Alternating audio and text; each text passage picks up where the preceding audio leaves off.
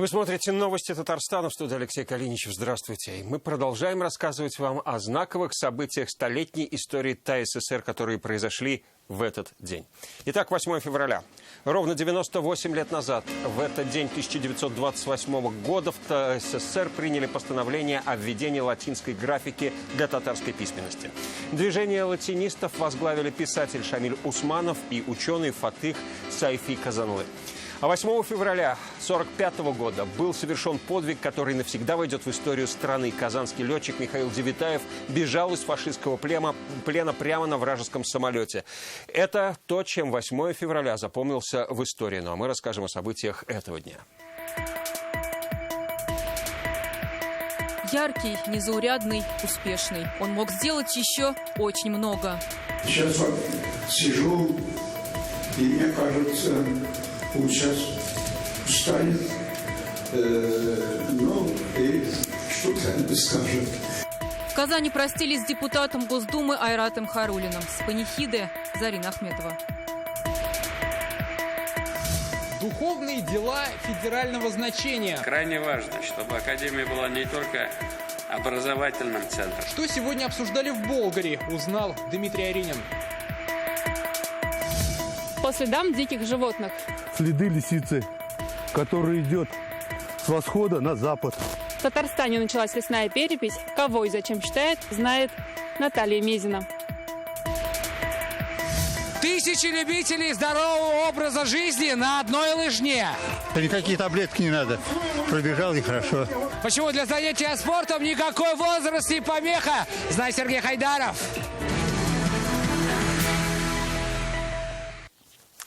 Ушел на взлете, и в это невозможно поверить. Сегодня в Казани простились с депутатом Государственной Думы Айратом Хайруллиным. Говорить о нем в прошедшем времени сложно не только близким и друзьям, но и коллегам, с кем он работал как в Татарстане, так и в Москве. Бизнесмен, политик, меценат, многодетный отец. Он ушел из жизни в 49 лет. Его вертолет потерпел крушение накануне недалеко от Лаишева. Он не долетел до дома всего лишь несколько километров. 1000 километров сегодня преодолели его друзья и коллеги, чтобы проститься с ним.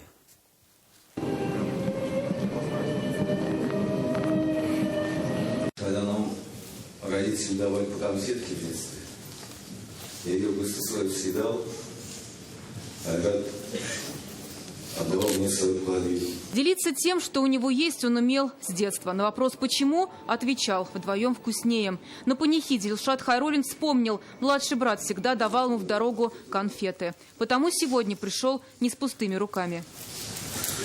Спасибо всем. Его жизнь прервалась внезапно. Айрату Хайруллину было всего 49 лет. Как вспоминают, в помощи он никогда не отказывал. В 2003-м создал свой благотворительный фонд. Сегодня сказать ему последнее спасибо пришли тысячи. Зал переполнен. Одним из первых свои соболезнования близким выразил Рустам Миниханов. Он вложил не только большие силы, но и средства в развитие сельского хозяйства. Будучи городским, свою жизнь посвятил селу и поднял агробизнес на совершенно новую ступень, меняя облик глубинки. В начале 2000-х годов пришел на свою, не свою, а малую родину своего отца и сделал то, чего могут сделать только самые достойные люди. О таких людях говорят. Ушла целая эпоха. Фарид Мухаммедшин зачитывает телеграмму от руководства республики. Он талантливо жил и успешно трудился. Он патриот, любил свою родину, Татарстан, и всемирно содействовал развитию республики. Человек прожил яркую жизнь. Она была короткой, но оставила глубокий след в жизни татарстанцев. Кто его с ним работал, кто общался с ним, навсегда останется в памяти.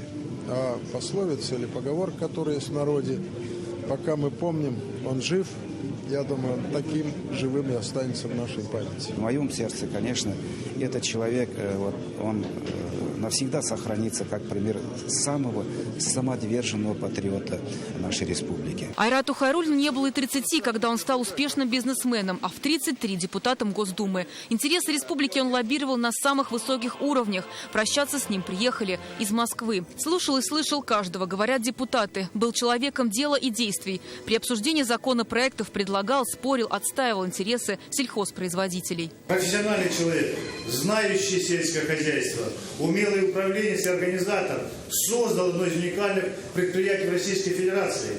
Многие учились у него. Был всегда в авангарде самых сложных вопросов и своим личным примером показывал, как их преодолевать. Мы знаем его как очень достойного патриота республики, знаем как очень большого мецената. Целеустремленность – еще одно качество, которое его отличало. При этом всегда оставался простым в общении, открытым для журналистов. Я его узнал где-то, наверное, в 2003-2004 году. Это никаким образом на него не повлияло. То есть это его не деформировало, да? Он остался такой же приветливый, открытый. Деятельный, знает свое дело. И таким он и запомнился. И отзывчивым всегда подойдет, спросит, никогда не забывал. Несмотря на наш возраст, он был наш даже, но столько позитивного, столько знаний, столько вложил меня лично, компанию. В прошедшем времени говорить о нем сегодня было сложно всем. Близкие друзья, коллеги и знакомые до сих пор не верят в случившееся. Только вчера мы общались с ним. Сейчас вот сижу, и мне кажется, он сейчас встанет, и что-то скажет. Политик, бизнесмен, меценат, многодетный отец. Он был разным и был цельным. Таким он останется в памяти. Похоронили Айрата Хайруллина на мусульманском кладбище в поселке Мирный. Зарина Ахметова, Данил Филатов, ТНВ, Казань. Общественность республики понесла тяжелую утрату. Соболезнования родным и близким Айрата Хайруллина сегодня выразило руководство Татарстана. Активная жизненная позиция, организаторский талант и незаурядные деловые качества позволяли ему добиваться успеха в различных сферах деятельности. Работая на важных и ответственных участках, он показал себя способным организатором, принципиальным и ответственным руководителем, который всегда отличался внимательным и чутким отношением к людям, говорится в некрологе, который подписали Рустам Минниханов, Ментимир Шаймиев, Фарид Мухамедшин, Алексей Песошин, Азгат Сафаров и другие. Цитата. «Светлая память о Хайруллине Айрате Назиповиче навсегда сохранится в наших сердцах».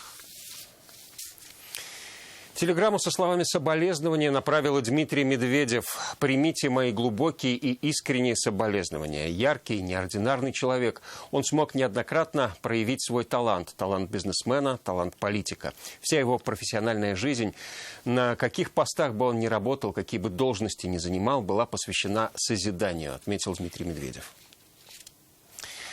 Соболезнования в связи с гибелью Айрата Хайруллина сегодня выразил премьер Михаил Мишустин. В своей телеграмме глава правительства страны отметил, что Айрат Хайруллин многое сделал для развития молочной отрасли и на протяжении многих лет последовательно отстаивал интересы своих избирателей. Одного из пострадавших во вчерашнем крушении вертолета сегодня перевели из реанимации в палату. Об этом сообщили в РКБ. Напомним, пилота и помощника Айрата Хайруллина туда доставили накануне после катастрофы.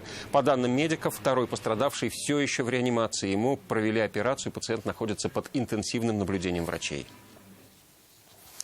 И сегодня продолжилось расследование обстоятельств трагедии. Следственный комитет России рассматривает 3 версии причины крушения вертолета. Ошибка пилотирования, техническая неисправность и неблагоприятные метеоусловия. Напомним, следком возбудил уголовное дело по статье «Нарушение правил безопасности движения и эксплуатации воздушного транспорта, повлекшее по неосторожности смерть человека».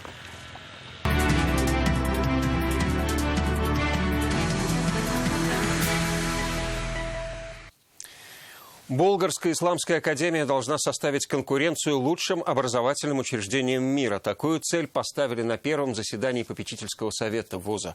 Встреча во главе с заместителем руководителя администрации президента страны Сергеем Кириенко прошла сегодня в Болгаре. Напомним, академия по поручению Владимира Путина открылась 3 года назад.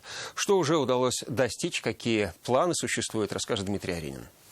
Состав попечительского совета Болгарской исламской академии, пожалуй, один из самых представительных среди российских учебных заведений. В него входит более 20 человек.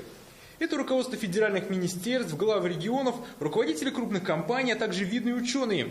В числе участников совета сегодня также ждали Рамзана Кадырова и Алишера Усманова, но они, как сказано, не смогли приехать по уважительным причинам. Это мы видим период примерно с 9 Такая встреча проходит впервые. Для некоторых и визит в Болгар первый. До начала заседания гостям провели экскурсию по городу и показали аудитории академии.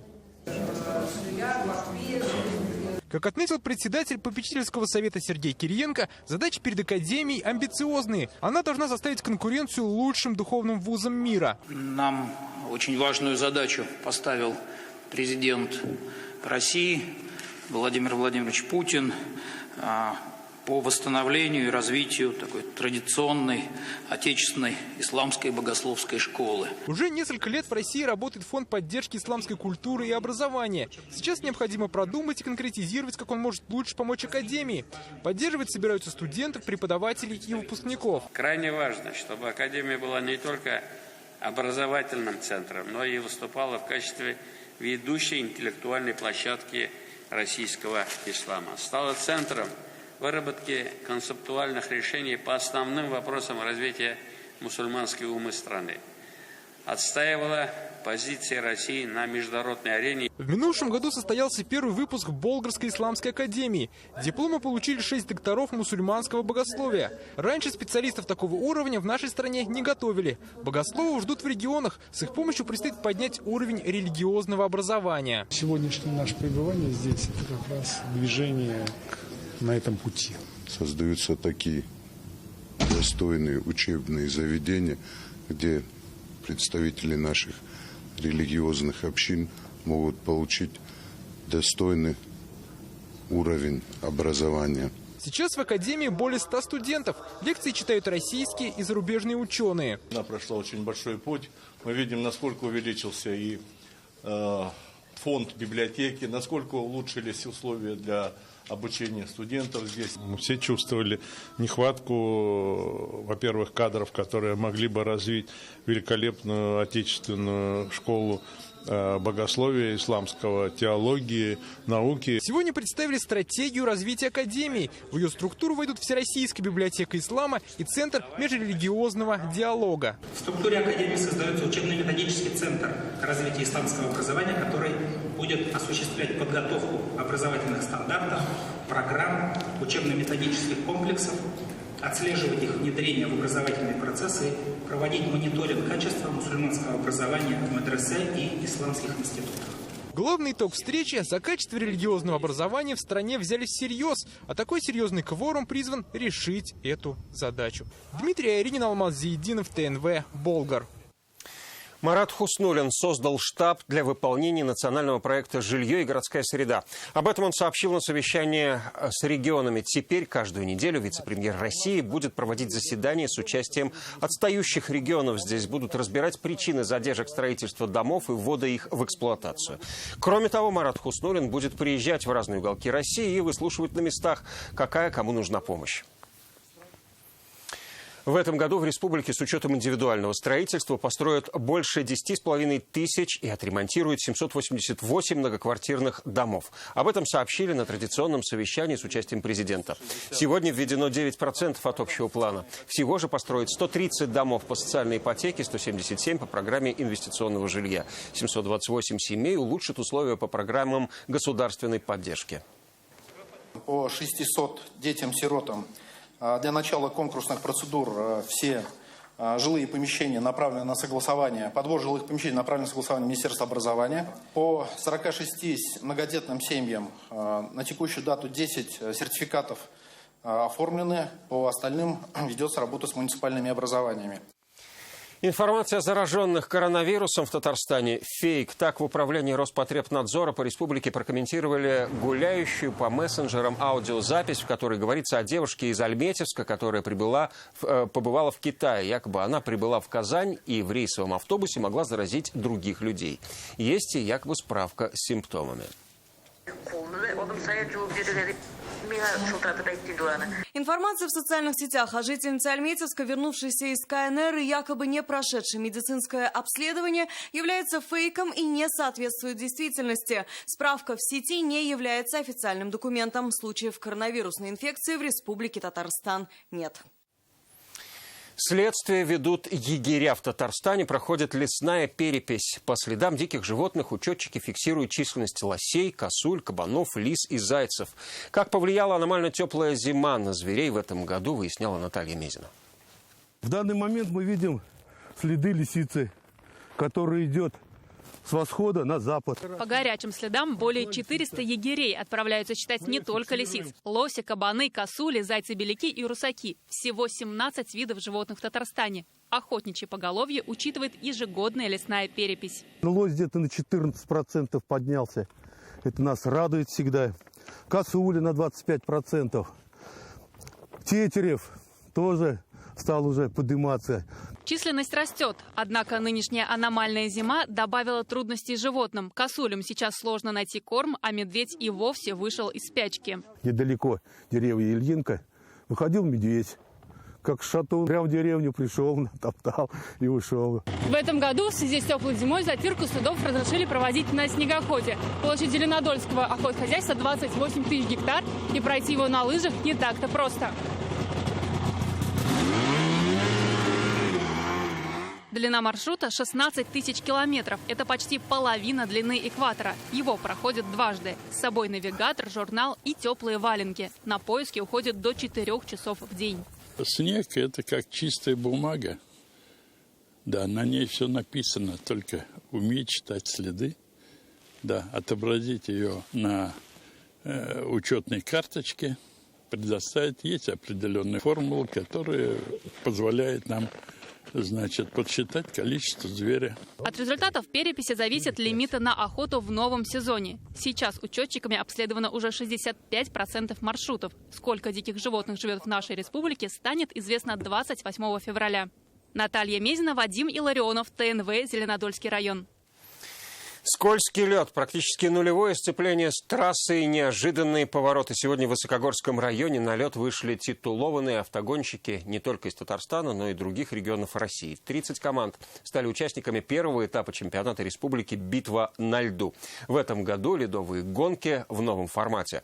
Больше ли стало драйва, увидела Юлия Муратова.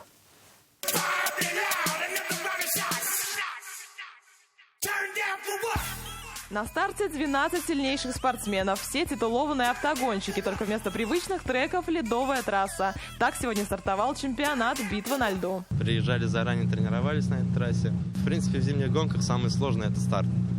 Так как старт с места, и стартуем мы по чистому льду. В искусстве пилотирования состязались участники из других регионов. Говорят, новая конфигурация трассы добавила драйва. Трасса отличная, погода как раз супер, солнышко вон светит. Лед чистый, ровный. Скользкий лед и минимальное сцепление с трассой – это еще не самое сложное. Чтобы участники могли продемонстрировать быструю езду, им необходимо преодолеть 6 поворотов на максимальной скорости. И такая техника – одна из самых зрелищных и экстремальных. Трек чуть больше километра, но на короткой дистанции это настоящая гонка на выживание автомобиля. Даже для опытных спортсменов это испытание на скорость, маневренность и экстремальные условия. Гонки идут 2 дня. Завтрашний состав пилотов очень, скажем так, мощный. Все старые знакомые, старые друзья. Кто-то уже, наверное, ветеран нашего спорта. Борьба в чемпионате Татарстана бывает порой сильнее, чем сам чемпионат России. Большое внимание уделили и подготовке соревнований. Сейчас эксперты хотят взять уровень выше. У нас сильные гонщики, у нас сильный состав. У нас сильная школа. Мы сегодня проводим чемпионат республики. На следующий год, я думаю, руководство прислушивается и, наверное, сделает этап Кубка России. В течение последних 20 лет мы всегда проводили здесь трековые гонки. В этом году мы изменили конфигурацию трассы. Соревнований в таком формате Татарстан еще не видел. Пока первый этап. Остальные 2 ожидаются в Набережных Челнах и Казанском ипподроме. Юлия Муратова, Рамзель Гарипов, ТНВ, Высокогорский район. Секрет долголетия и лекарства от всех болезней. Казань, Альметьевск, Набережные Челны, Нижнекамск. Сегодня десятки тысяч татарстанцев в разных уголках республики присоединились к акции «Лыжня России». И возраст для занятий спортом не помеха. На одной лыжне и маленькие дети, их родители, и бабушки с дедушками. Участников на старте встречал Сергей Хайдаров.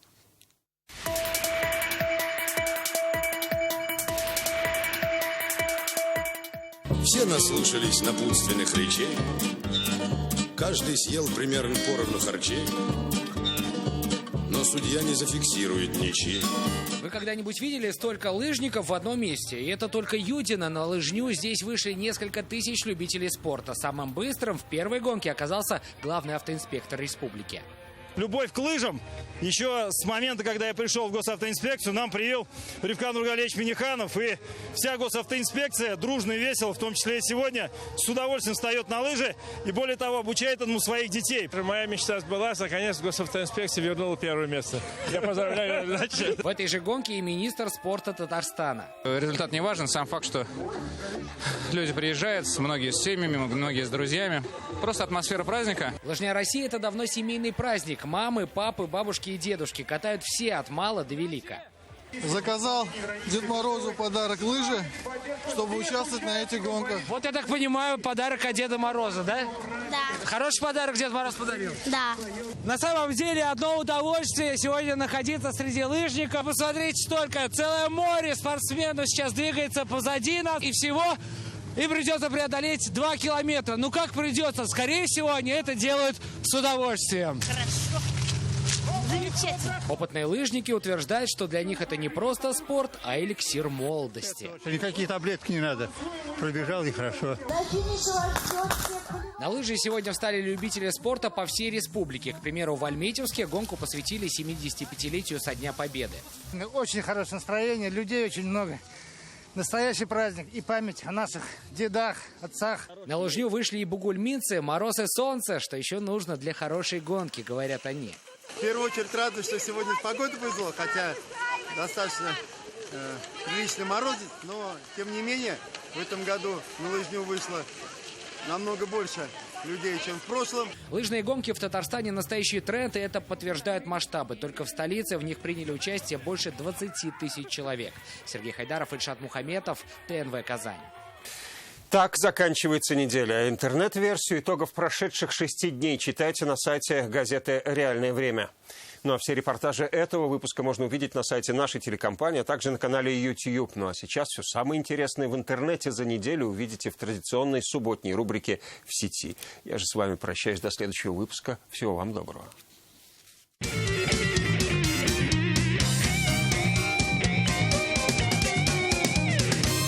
Всем привет!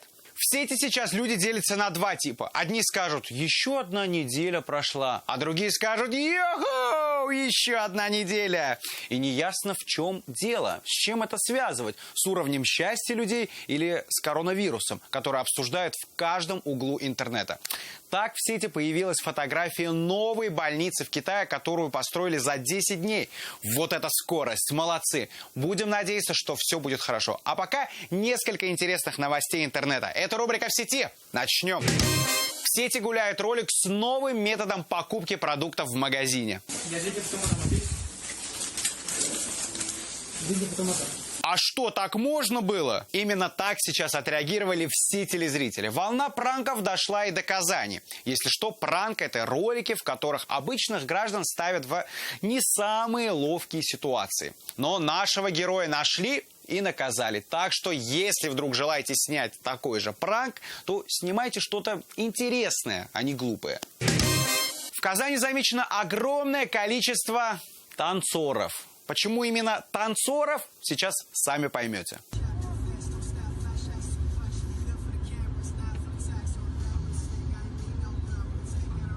И непонятно, по какой причине их так много. Либо они пытаются подтвердить, что Казань самая танцевальная столица, либо, что-то не так с этими людьми. В сети покорил всех пользователей ролик с Амурского залива. Вы только посмотрите на эти кадры.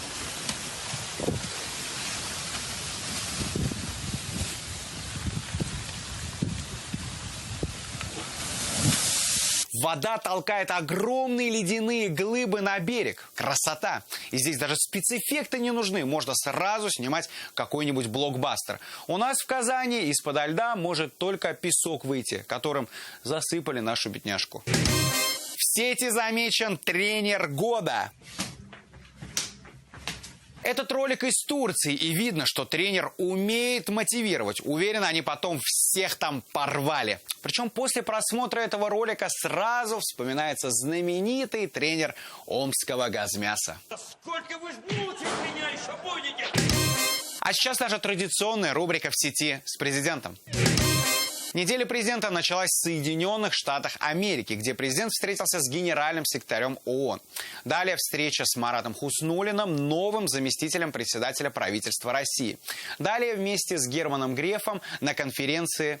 Затем прокатились в метро и открыли 21-ю школу, а точнее школу 21 в Казани для программистов. А сейчас топ-тем, которыми больше всего интересовались татарстанцы на этой неделе в Яндексе.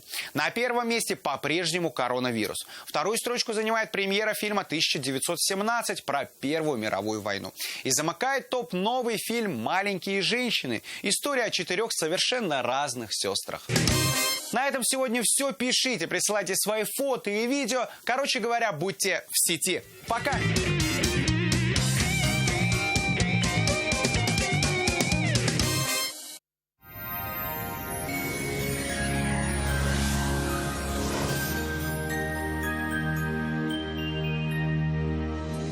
Время новостей о погоде. В студии Лейла Латыпова. Здравствуйте. Теплые и серые будни зимы сменились солнцем и морозом. Воскресный день будет холодным и ясным. Об этом позже. Давно мечтаете о новой кухне? Хотите качественно, в срок, да еще и со скидкой 20%? Тогда звоните в Данил Мастер 2-167-166 или загляните на сайт danil-master.rf. По данным сервиса Яндекс.Погода, в воскресенье на юго-востоке в Бугульме, Бавлы, Азнакаево будет солнечно и морозно. Дневная температура 16 градусов ниже нуля. На северо-востоке, в Нижнекамске, Набережных Челнах, Елабуге также ясно, днем минус 17. Солнечная и морозная погода и на севере Татарстана, около 18 градусов со знаком минус. На северо-западе, в Арске, в Кукмаре, Балтаси переменная облачность, местами снег. Ночью минус 24, днем минус 16. На юго-западе, в Болгаре, в Буинске, Держаном, как всегда, теплее. Тут минус 11. На дорогах местами гололедица, будьте предельно внимательны. Морозная и солнечная погода и в центральных районах республики. Синоптики обещают 16 градусов ниже нуля. А вот уже в понедельник теплые воздушные массы принесут новую порцию тепла в районы нашей республики. И температура резко устремится вверх. Федеральная сеть медицинских центров «Доктор Ост». Лечение самых сложных заболеваний позвоночника и суставов без боли и хирургического вмешательства. За 10 лет в 10 городах России врачами клиники отменено более 10 тысяч операций. Самые грозные заболевания позвоночника и суставов доктор Ост лечит так, как не умеют нигде. Забыть о боли помогают умные машины, способные заменить протезы и скальпель хирурга. Роботы могут справиться со сколиозами, грыжами, артрозами и невралгиями. Болевой синдром обычно уходит уже в течение первой процедуры. Чтобы боль не вернулась, тренируются мышцы, суставы и связки. Передовая технология доступна исключительно в «Доктор Ост». В лечебно-диагностическом центре «Эксперт Плюс» в феврале скидка 30% на МРТ в ночное время. Запись по телефону 205 59 17. В лечебно-диагностическом центре «Эксперт Плюс» в феврале скидка 30% на МРТ в ночное время. Запись по телефону в Казани 205 59 17. Лечебно-диагностический центр «Эксперт Плюс», Чистопольская, дом 5А. Имеются противопоказания, требуется консультация специалиста. В Казани переменная облачность, днем небольшой снег. Ночная температура минус 22, днем до 15 мороза. Ветер умеренный, атмосферное давление в пределах нормы, влажность воздуха 81%. Магнитное поле Земли спокойное. Спонсор прогноза погоды – клиника Фармте. Лечение аденомы и простатита по европейским стандартам, без боли и операции на израильском аппарате Термекс. Телефон в Казани 292 66 77. Клиника Фармте. Радиоволновое лечение аденомы и простатита на израильском аппарате Термекс. Без боли, без операции. 292 66 77.